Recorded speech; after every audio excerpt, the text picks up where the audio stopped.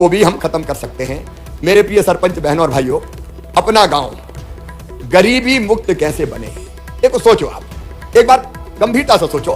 मैं केवल भाषण देने नहीं आया, मैं दिल में और आत्मा में मेरी जो चीज भरी है, जो भाव छुपे हैं, वो आपके सामने उड़ेलने आया हूं। गांव में गरीबी मुक्त अब कैसे होगा? देखिए, रोटी, कपड़ा, मकान, पढ़ाई, दवाई और रोजगार का इंतजाम, ये अगर हमने ढंग से कर दिया तो गांव गरीबी मुक्त होगा। अब नंबर एक, रोटी, तो राशन की व्यवस्था है, आप सब जानते हैं। आपको और ठीक से उस व्यवस्था को देखना है कि 5 किलो फ्री में राशन प्रधानमंत्री गरीब कल्याण योजना का जा रहा है और 5 किलो मुख्यमंत्री अन्नपूर्णा योजना का अन्न आता है। ये अनाज ठीक से बटे, ये हमारी लगातार कोशिश रही है। लेकिन माइक्रो लेवल पे तो आप ही देखोगे ना कि कहीं कोई गड़बड़ नहीं हो रही। अगर ये हमने ढंग से देख लिया तो एक सीमा तक अन्न की पूर्ति हो जाती है। तो आप देखोगे क्या, मैं आपसे पूछ रहा हूं, सब देखेंगे। और मैंने तय किया है कि भाई देखो, वैसे अन्न हमारे यहां बढ़ता है, अनाज हमारे यहां बढ़ता है, लेकिन हमने तय किया है कि अगर अनाज के मामले में कोई ने जरा भी गड़बड़ की तो सीधे हथकड़ी लगेगी और जेल जाएगा, छोड़ेंगे नहीं किसी भी कीमत पर। लेकिन आप अपनी पंचायत में देख लोगे तो गरीबी मुक्त करने का एक बड़ा काम हो जाएगा। दूसरा, रोटी के साथ मकान। देखो मेरे प्रिय बहनों और भाई, प्रधानमंत्री आवास योजना के मकान, जिसमें 60% पैसा प्रधानमंत्री जी देते हैं, 40% पैसा राज्य सरकार में लाती है। लगातार मकान आ रहे हैं, 38 लाख मकान हमारे बन चुके हैं। अभी 8 लाख मकान पर निर्माण का काम चल रहा है। इस साल हमने 10,000 करोड़ रुपए का बजट मकानों के निर्माण के लिए दिया है। आगे आपके कई आवेदन आए कि आवास प्लस के नाम कट गए, पोर्टल बंद हो गया, कई तरह की चीज बताई। तो भारत सरकार के साथ मिलकर, क्योंकि पोर्टल भारत सरकार का है, वहां से चीजें आती है, तो हम उस समस्या का भी समाधान करेंगे। लेकिन जो मकान बने वो ढंग से बन जाए, मकान का पैसा मकान में ही लग जाए। ऐसा ना हो कि मकान बने नहीं। और एक बात और, सब जगह से नहीं आती, लेकिन कुछ जगह से ये खबर भी आती है कि पैसा तो आएगा खाते में, लेकिन आवास प्लस की सूची में नाम आया तो 5-10 हजार रुपया झटक लिए, ला हम तेरा स्वीकृत करवा देते हैं। ऐसी शिकायतें आई, कई बहुत कम आई, मैं बहुत ज्यादा की बात नहीं कर रहा, लेकिन जिनने ऐसा किया उनको हमने नौकरी के बाहर भी कर दिया, सेवाएं समाप्त भी कर दी, कार्रवाई भी की। लेकिन आपकी जवाबदारी मेरे बहनों और भाइयों कि जितने मकान आए वो ढंग से बन जाए, गरीब का मकान, गरीब की छत हो जाए। इसमें आपका सहयोग चाहिए कि काम ठीक से हो जाए। बोलिए, आप सबका सहयोग मिलेगा? हम धीरे धीरे जैसे जैसे आते जाते हैं मकान बनवाते हुए चले जाएं। अब ये मकान भी हो गया तो एक तीसरी चीज, अब वो प्रधानमंत्री आवास की राशि के लिए तो आप जानते हैं दिल्ली बात करनी पड़ी। अब वो आवेदन आ गया तुम्हारा मेरे भाई अरे ये नहीं है, देखो आपका ज्ञापन आ गया, उसमें से जो संभव है वो किया जाएगा। कुछ चीजें भारत सरकार के हाथ की है, कुछ चीजें मध्य प्रदेश सरकार की। अभी तो आप जो राशि आती है उसका बेहतर उपयोग हो जाए और मकान बन जाए, इस काम में लगे। राशि बढ़ना है कि और कुछ होना है वो भारत सरकार के हाथ की बात है, तो उन तक बात पहुंचाने का काम करेंगे। एक बात और मैं आपसे कहता हूं, वो है कि अपने गांव का हर बच्चा पढ़ने स्कूल जाए, कोई भी शिक्षा से वंचित ना रहे। देखो आप कर सकते हो, ये मैं नहीं कर सकता। आप जानते हो, निःशुल्क किताबों की व्यवस्था, 8वीं तक यूनिफॉर्म की व्यवस्था, मध्याह्न भोजन की व्यवस्था, कई व्यवस्थाएं। और एक बात और मैं आज आपको कह रहा हूं, यहां से खुले मंच से मैं आप सबको आग्रह कर रहा हूं कि जो बच्चे पढ़ने में तेज हैं, किसी भी जाति और समाज के हों, बिना इस भेदभाव के हमने मध्य प्रदेश में यह तय किया है कि 12वीं में अगर 75% लेके वो आ गए तो लैपटॉप तो मिलेगा ही, लेकिन medical college, engineering college, IIT, IIM, law college, कहीं भी एडमिशन होगा तो फीस मम्मी पापा नहीं भरवाएंगे, मामा भरवाएगा, भारतीय जनता पार्टी की सरकार भरवाएगी। और इसलिए गांव में बच्चे स्कूल जाएं, नंबर 1। दूसरे, शिक्षा की गुणवत्ता सुधरे, इसलिए सीएम राइज स्कूल खोल रहे हैं। सब जगह तो नहीं बन सकते, अभी बीच बीच में बनाना शुरू किया है, और वो इतने अच्छे स्कूल होंगे कि हर प्राइवेट स्कूल को मात करेंगे। मैं उसके विस्तार में नहीं जा रहा, क्योंकि उनमें जो भवन ही बन रहे हैं वो 35-35, 30-30 करोड़ रुपए के बन रहे हैं। वहाँ लैब, वहाँ लाइब्रेरी, वहाँ प्ले ग्राउंड, खेल का मैदान, वहाँ स्मार्ट क्लास, सबका इंतजाम करने की कोशिश कर रहे हैं। मेरी कोशिश रहेगी कि सरकारी स्कूल की जो शिक्षा है वो प्राइवेट स्कूल से बेहतर हो जाए, और एक दिन वो आए कि प्राइवेट से निकाल के लोग सरकारी स्कूलों में बच्चों का एडमिशन कराएं। उस दिशा में कोशिश जारी है, लेकिन बच्चे स्कूल जाए, इसमें आप सबका सहयोग चाहिए। बोलिए, मिलेगा? जोर से बताएं, मिलेगा? अब इसके बाद इलाज की व्यवस्था के लिए मैं आपसे निवेदन कर रहा हूं। देखो, इलाज गरीब के लिए सबसे बड़ी चीज है। बीमार हो गए तो कई बार उधार पैसा लिया और उधार पैसा फिर कई दिनों तक चुकता नहीं है, और इसलिए आयुष्मान कार्ड व्यापक पैमाने पर बनाए गए। अभी आपके सहयोग से मैं आप सबको बधाई देना चाहता हूं कि आप सबने मिलकर जो शिविर लगाए गांव में, अलग अलग हितग्राही मूलक योजनाओं के जो हितग्राही थे उनके नाम जुड़ जाए पात्र के, तो 83 लाख लोगों के नाम जोड़ दिए गए अलग अलग योजनाओं के अंतर्गत। 83 लाख लोगों के, उसमें एक है आयुष्मान कार्ड। आयुष्मान कार्ड में 5 लाख रुपए तक का बड़ी बीमारी का इलाज केवल सरकारी अस्पताल में नहीं, प्राइवेट अस्पताल में भी निःशुल्क किया जाएगा। और एक और मैं आपको आग्रह कर रहा हूं कि एक तो आयुष्मान कार्ड से इलाज, और उसके बाद भी कोई दिक्कत हो जाए तो मुख्यमंत्री स्वेच्छानुदान की राशि मेरे पास है। अगर कोई गंभीर बीमारी किसी को हो तो मेरे प्रिय बहनों और भाइयों, मैं आपसे निवेदन कर रहा हूं, वो बिना इलाज के ना रह जाए। हमें खबर लग जाए, हम उसका यथासंभव इलाज करवाने का भरपूर प्रयास करेंगे, ताकि कोई गरीब कैंसर का पीड़ित, ब्रेन ट्यूमर का हो, हार्ट का हो, कई की अप्रोच हो पाती है और कई की अप्रोच नहीं हो पाती, तो वो इलाज अपना ढंग से कर पाए। देखो, ये चीजें ऐसी है कि मैं भोपाल में बैठ कर करना चाहूं तो चाह के भी नहीं कर सकता, इसलिए उसमें आपका सहयोग मुझे चाहिए। एक बात और, हमारा गांव की हर योजना मैं लगातार इस बात पे जोर दे रहा हूं, और फिर आपका सहयोग चाहता हूं कि पूरी तरह से भ्रष्टाचार से मुक्त हो। उसमें आप सबका सहयोग मुझे मिले। जो गड़बड़ करे उसको हम छोड़ेंगे नहीं, ये मेरा संकल्प है, लेकिन मिलकर करेंगे तो ये काम भी हम कर पाएंगे। फिर एक लाडली फ्रेंडली गांव। देखिए, अपने गांव में मेरी आप सबसे प्रार्थना है कि हम बेटियों का और माताओं का सम्मान करें। अब पुराना जमाना बदल गया है और धीरे धीरे जागृति आ रही है। पहले तो बेटी का जन्म का मतलब होता था कि आफत आ गई हो। कई बात कई जगह ये मानते थे, सब जगह की बात मैं नहीं करता, लेकिन लाडली लक्ष्मी योजना ने पूरे परिदृश्य को बदल दिया है।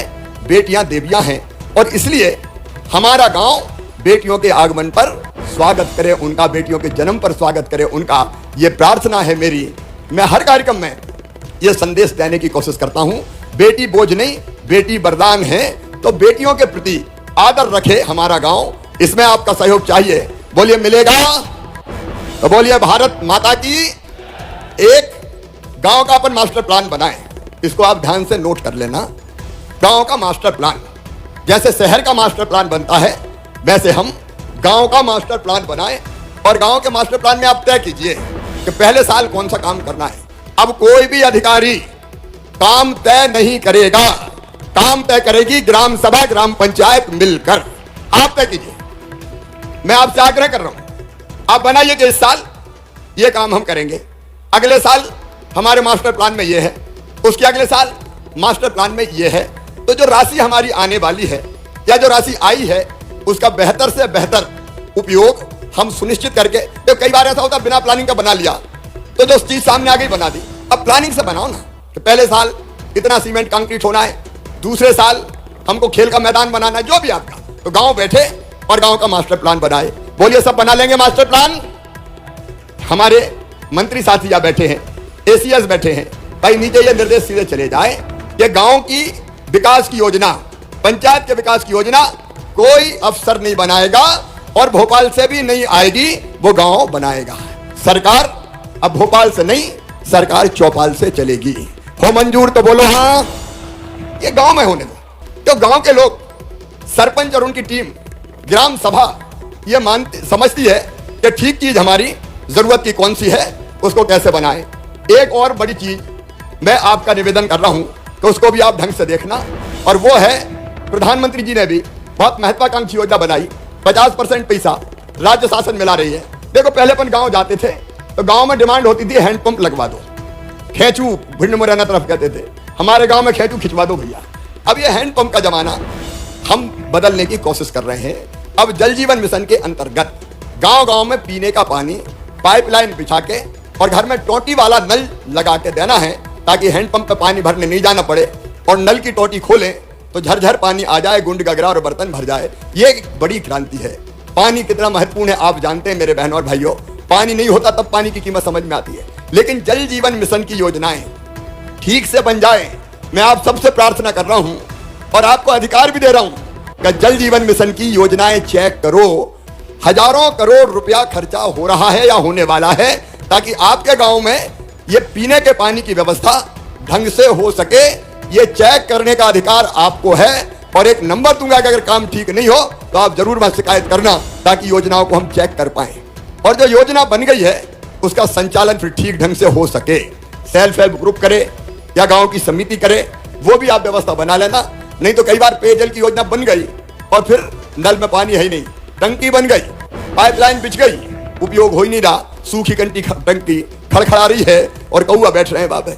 अब इससे कोई फायदा थोड़ी गई है और इसलिए इसका ढंग से उपयोग हो जाए, ठीक से बन जाए। जल कर की वसूली गांव के साथ मिलके, क्योंकि भविष्य में अगर ठीक से चलाना है तो वो आवश्यक है। तो ये जवाबदारी भी मैं आपको सौंप रहा हूं और आप सब निवेदन कर रहा हूं कि इस जवाबदारी को भी आप निभाने की कोशिश करें। आपकी जितनी भी फ्लैगशिप स्कीम है उन पे आज मैं बात नहीं कर रहा। पीएम आवास योजना, जल जीवन मिशन, स्वच्छ भारत, एक चीज और स्वास्थ्य सहायता समूह। ये स्वास्थ्य सहायता समूह गरीब बहनों के कई जगह बहुत महत्वपूर्ण काम कर रहे हैं और इनकी आमदनी कई जगह एक बहन की आमदनी 10,000 रुपया महीना से भी ज्यादा हो गई है। तो ये एक नई ताकत है, एक नई क्रांति है और इसलिए सेल्फ हेल्प ग्रुप को आगे बढ़ने में आप सहयोग करना। मैंने गरीबी की बात कही थी, एक है रोजगार की कई योजनाएं, उन पर आप नजर रखो। प्रधानमंत्री रोजगार सृजन कार्यक्रम, मुद्रा बैंक की योजना, मुख्यमंत्री उद्यम क्रांति योजना, सेल्फ हेल्प ग्रुप की कई योजनाएं। अब हम महीने में एक दिन रोजगार दिवस बनाते हैं और उस दिन अधिकतम योजनाओं में बैंकों से टाई अप होके पैसा पहुंच जाए खातों में, इस बात का इंतजाम करते हैं।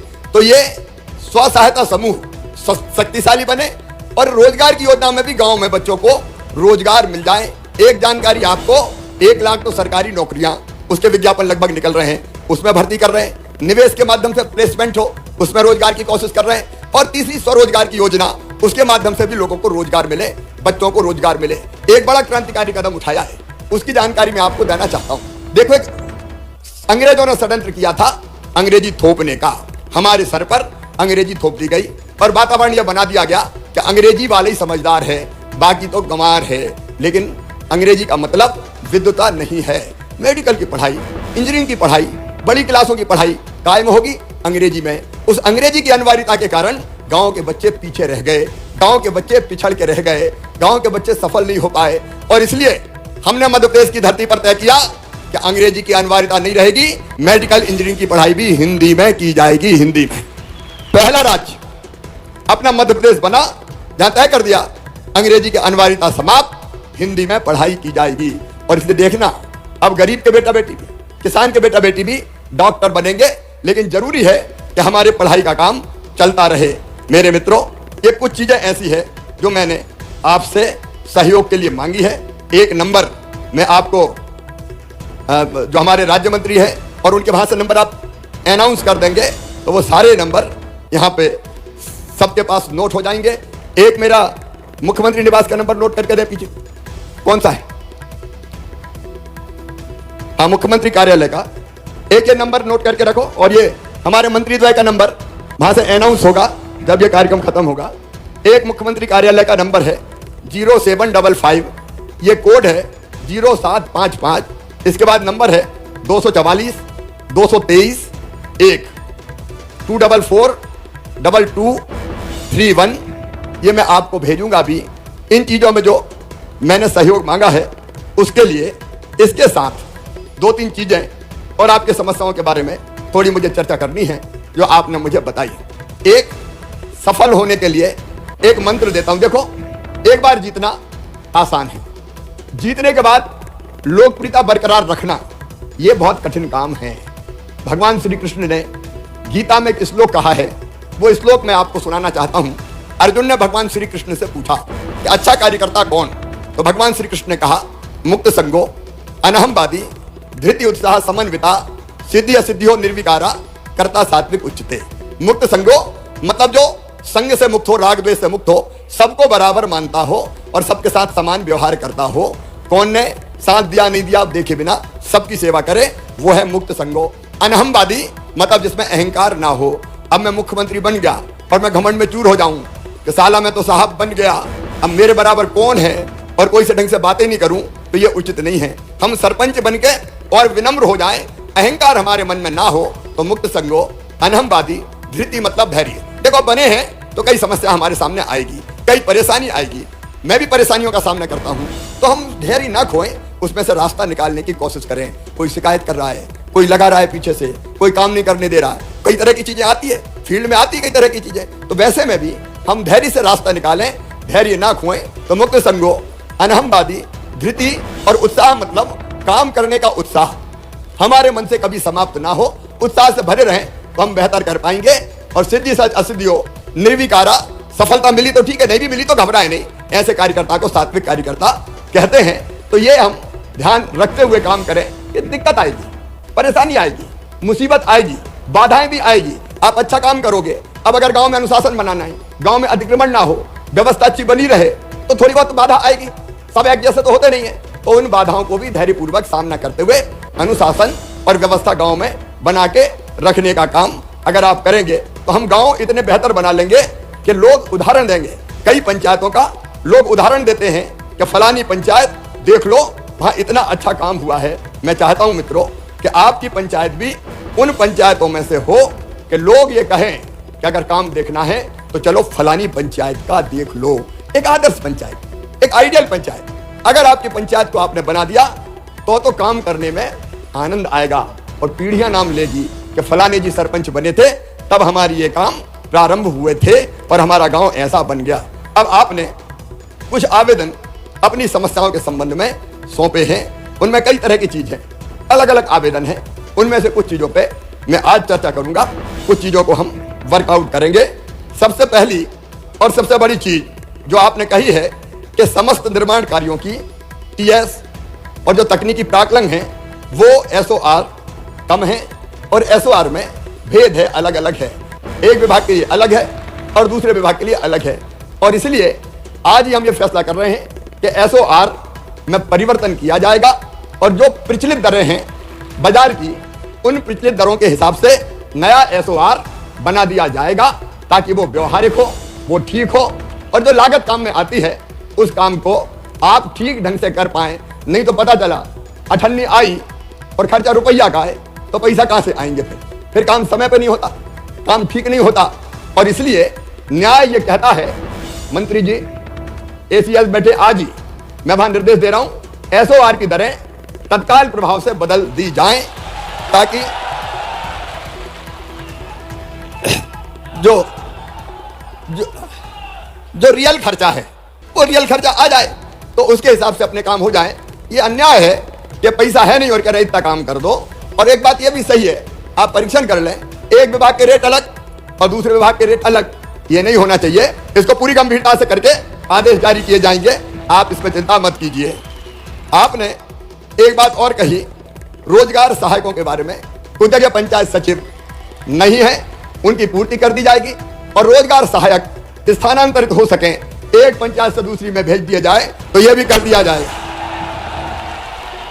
ठीक है, तो इसको भी कर दिया जाएगा।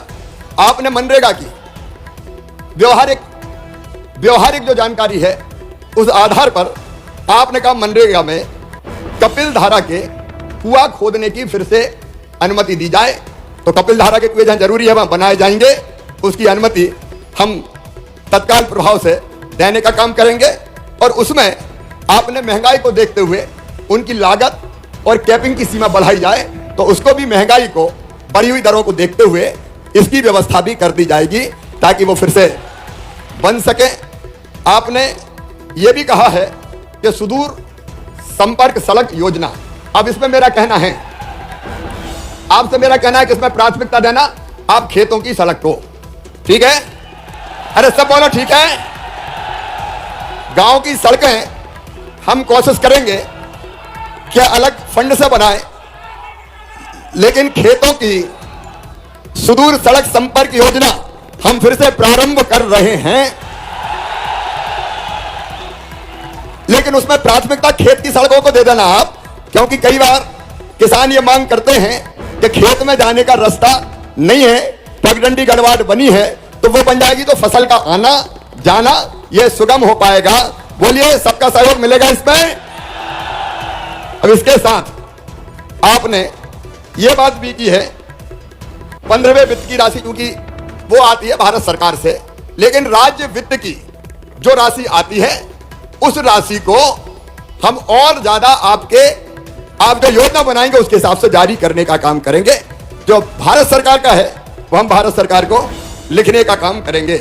आपने इसके अतिरिक्त राजस्व विभाग के अंतर्गत नामांतरण और बंटवारा ये अधिकार पंचायतों के पहले थे, फिर कुछ बाधाएं पैदा हुई, शिकायतें हुई, तो इसका परीक्षण करके मैं चाहता हूं कि नामांतरण जैसे मामलों में पंचायत के पास अधिकार आ जाएं। कोई गड़बड़ हो तो जिम्मेदारी अलग तय हो, तो उसकी व्यवस्था भी हम लोग तय करेंगे। अब एक और मांग मेरे पास आई है कि सीएम हेल्पलाइन में फर्जी शिकायतकर्ताओं के खिलाफ कार्रवाई की जाए। अब ये एक बड़ी समस्या हो गई कि सीएम हेल्पलाइन इसके लिए कि कहीं गड़बड़ हो तो शिकायत करें। अब ऐसे ग्रोह तैयार हो गए जो झूठी शिकायतें करते रहते हैं और झूठी शिकायत पे जांच हो जाती है और जांच के बाद फिर दिक्कत होती है।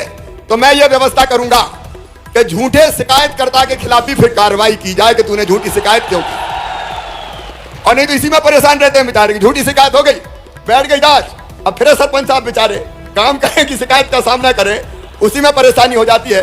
तो ये मांग भी, ये भी समस्या अपनी बहुत जायज है और इसलिए इस पर भी हम लोग कार्रवाई करेंगे। आपने ये बात भी कही है कि पोर्टल की तकनीकी कमियों के कारण कई बार काम अटकते हैं। इस मामले को हम भारत सरकार के साथ चर्चा करके इसको भी हम हल करने का काम करेंगे। आपने बीपीएल की सूची में नाम जोड़ने की बात कही है, तो इसमें मैं एक बात आप सबसे कह रहा हूं। देखो अभी बीपीएल की सूची में 86% जो कुल जनसंख्या है उसके 86% नाम जुड़ चुके हैं, लेकिन फिर भी मैं आपको यह अधिकार दे रहा हूं कि कोई जायज नाम अगर बीपीएल की सूची में छूट गया हो तो प्रक्रिया करके आप उसको भेज दो, हम उस नाम को जोड़ लेंगे जो सही नाम है। राशन की सूची में अगर कोई सही नाम छूट गया हो तो उसको हम जरूर जोड़ेंगे, लेकिन एक जिम्मेदारी और, भले वो वहां मत उठाना आप, लेकिन अगर कोई गलत नाम जुड़ा है, ट्रैक्टर भी घर पे है, गाड़ी भी घर पे है और बीपीएल में भी है, तो बताओ उसका नाम काटा जाए कि नहीं? तो भाई एक बार तय हो जाए, कोई गरीब छूटे ना। और कोई, मैं सामान्य व्यक्ति की नहीं कह रहा, कोई सामान्य गरीब की नहीं कह रहा, लेकिन बहुत ऐसा नाम जुड़ा है कि जिसका बीपीएल का कोई मतलब ही नहीं है, तो उसका नाम काटने का काम भी हमको करना चाहिए। वही न्याय है कि सही नाम छूटे नहीं और गलत नाम अगर है तो वो नाम कट जाए। बोलो भारत माता की। और एक बात, सरपंचों का मानदेय अभी केवल 1750, सरपंचों का मानदेय अभी केवल 1750 रुपया है। इसको बढ़ा के मैं 4250 रुपया कर रहा हूं ताकि चाय पानी का खर्चा तो ढंग से निकल जाए, नहीं तो हर एक सरपंच साहब से मांगते हैं, तो इसको भी मैं अभी बढ़ाने का काम करता हूं। मेरे प्रिय बहनों और भाइयों, जो संभव हो सकता है वो हम सबको मिलकर करने की कोशिश करना चाहिए। मैं सरकार, एक बात ध्यान से सुन लें, मैं सरकार आप सबके साथ मिलकर चलाना चाहता हूं ताकि नीचे तक सारी चीजें ठीक से पहुंच जाए, काम हो जाए। बोलिए सबका साथ मिलेगा, सबका साथ मिलेगा तो मिलकर काम करेंगे, गांव को बेहतर से बेहतर बनाएंगे। मामा हर कदम पे आपके साथ खड़ा होगा, साथ चलेंगे और गांव की तस्वीर भी बदलेंगे और जनता की तकदीर भी बदलेंगे। अंत में एक बात, अपने गांव को मेरी प्रार्थना है, अपने गांव को हम कोशिश करें कि हम नशा मुक्त बनाने की कोशिश करेंगे। बोलिए करेंगे तो मेरे साथ बोलिए। एक और पेशा पंचायतों में एक काम कर लेना, तेंदुपत्ता अगर ग्राम सभा तोड़ना चाहती है तो 15 दिसंबर तक ग्राम सभा में प्रस्ताव पारित करना पड़ेगा कि तेंदुपत्ता हम तोड़ेंगे और हम बेचेंगे। तो वो 15 दिसंबर के पहले प्रस्ताव पास करके जरूर भिजवा दे, ये मेरा निवेदन है। और एक बात सुनना ध्यान से, ग्राम स्वराज की नई कल्पना मैं और जल्दी आपके सामने लेके आ रहा हूं ताकि गांव के सारे काम गांव के प्रतिनिधि मिलकर करें और सरकार केवल उनका मार्गदर्शन करने का काम करे। और एक बात और करूं, ग्राम पंचायत में प्रशासकीय स्वीकृति के अधिकार आपको 15 लाख तक के हैं, उनको बढ़ा के 25 लाख रुपया कर दिया जाएगा। अभी हमने 15वें वित्त आयोग की 1472 करोड़ रुपए की राशि जारी कर दी है, तो वो भी आपके खातों में पहुंच रही है। जब बीच में कमलनाथ आए थे तो वित्त आयोग का पैसा ही जारी नहीं किया था। ये पैसा कभी मैं रुकने नहीं दूंगा, सीधे पंचायतों के पास पहुंचेगा। आओ मेरे प्रिय बहनों और भाइयों, हम सब संकल्प करें कि इस एक एक पैसे को हम ढंग से जमीन पे लगाएंगे, काम बेहतर करेंगे, योजनाओं का क्रियान्वयन करेंगे और अपने गांव को बेहतर ग्राम पंचायत को बेहतर ग्राम पंचायत बना के दिखाएंगे। उसमें मैं साथ दूंगा, आप सबका सहयोग मिले। सब तैयार है? तो आज संकल्प लेंगे कि हम मिलकर बेहतर काम करेंगे और ये संकल्प लेने के लिए अपने अपने स्थान पर खड़े होके, अपने अपने स्थान पर खड़े होके दोनों हाथ ऊपर उठा के, आप भी आगे आ जाए सब, दोनों हाथ ऊपर उठा के और दोनों मुट्ठी बांध के हम सब संकल्प लेंगे कि अपने गांव को बेहतर बनाने में हम कोई कसर नहीं छोड़ेंगे। मेरे साथ बोलिए, भारत माता की, भारत माता की, भारत माता की। बहुत बहुत धन्यवाद।